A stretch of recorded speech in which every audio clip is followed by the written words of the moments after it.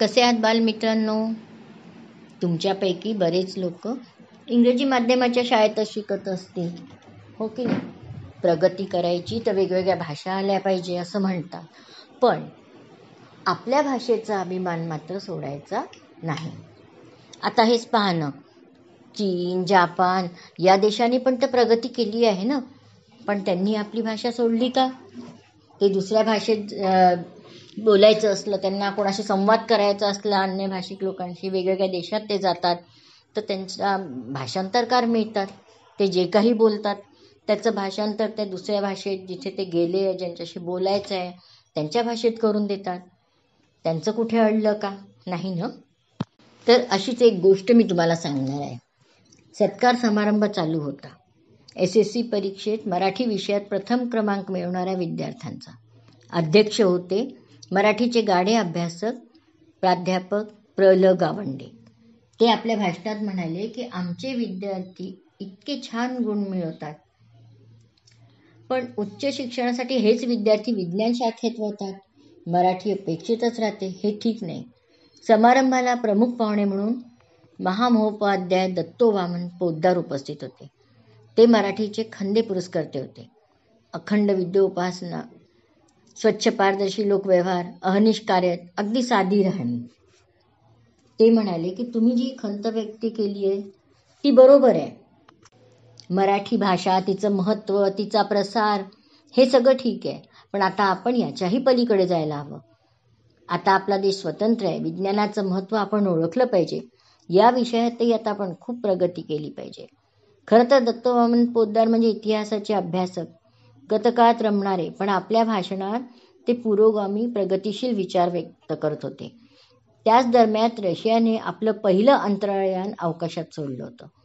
त्याचाच संदर्भ घेऊन ते मुलांना म्हणाले, मुलांनो, आता भारतानेही अंतराळात जायचा विचार केला पाहिजे. ते तयार करण्यासाठी आमच्या विद्यार्थ्यांनीच पुढाकार घेतला पाहिजे. इथे क्षणभर थांबून मिस्किलपणे म्हणाले, पण एक गोष्ट लक्षात ठेवा हं, आमचे विद्यार्थी जेव्हा अंतराळयानातून खाली पृथ्वीवर संदेश पाठवतील ना, तेव्हा त्यांनी तो संदेश मराठी किंवा हिंदीतून पाठवायला हवा, कारण हिंदी आपली राष्ट्रभाषा आहे. राष्ट्रभाषेचाही अभिमान असायला पाहिजे. मराठी पूर्वी वीरांची भाषा होती, आता ती अंतराळवीरांची भाषा झाली पाहिजे. आणि नेमकं झालंही तसंच. भारताचा पहिला चांद्रयानवीर राकेश शर्मा थेट आकाशातून हिंदीत म्हणायला होता, सारे जहां से अच्छा हिंदुस्तान हमारा. आपल्या भाषणात दत्तो वामन पोद्दारांनी मराठी अस्मिताही जपली होती आणि भविष्याचा अचूक वेध घेऊन नवे तेही हवे हा बहुमोल संदेशही त्यांना दिला. मग काय मुलांनो, करणार ना तुम्ही पण प्रयत्न? शिकायचं, खूप शिकायचं, पण आपल्या भाषेला विसरायचं नाही. आज खरंच वाईट वाटतं जेव्हा 51 म्हटलं की प्रत्येक मुलाला पटकीने आकडा काय तो कळतो, पण तेच 51 म्हटलं तर कळत नाही. असं नको व्हायला. ही गोष्ट वाचली मी देखणी ती पाऊले जी ध्यास पंथे चालती या पुस्तकात, ज्यांचे लेखक आहेत प्राध्यापक प्रकाश भुके. तुम्ही पण अशी छान छान गोष्टीची पुस्तकं वाचत जा आणि जे काही आपण वाचलं, ऐकलं चांगलं, ते नेहमी सांगायचा प्रयत्न करायचा, आपल्या मित्रांनाही सांगायचं.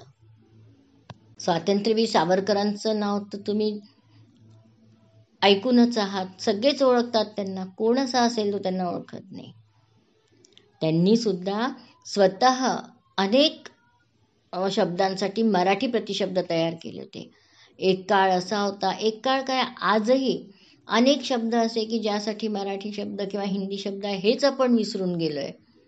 सॉरी, थँक्यू सर्रास सतत म्हणत असतो आपण. क्षमस्व, धन्यवाद असं नाही म्हणत.